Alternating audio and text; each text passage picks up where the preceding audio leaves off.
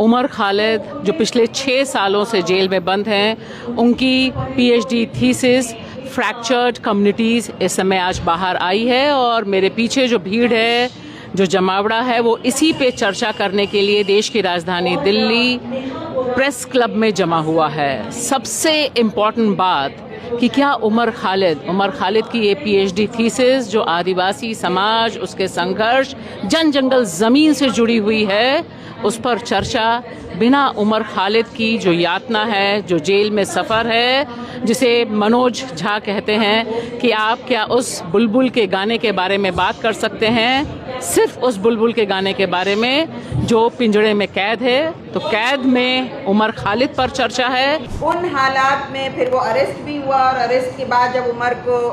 Release होकर आए, ये वही साल है जबकि उन्हें अपनी थीसिस कंप्लीट करके सबमिट करनी थी।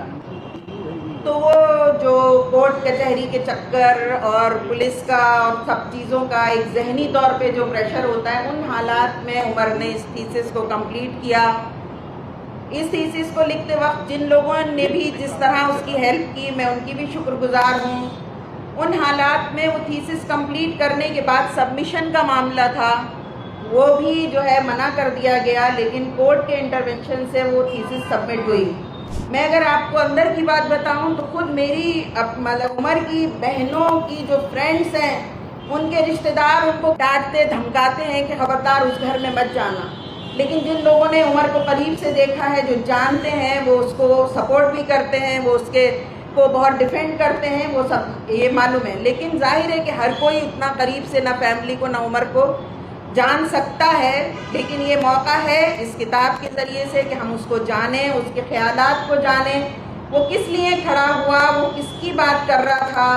वो हम देखेंगे कि आदिवासियों की बात वो करता है, वो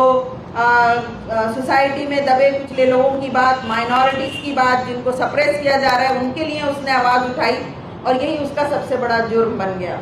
अरेस्ट हुआ था तो किसी ने हमारे सामने ये बात कही थी कि शायद ये 2 साल के लिए अंदर चले गए, और उस वक्त ऐसा धक्का सा लगा था कि 2 साल,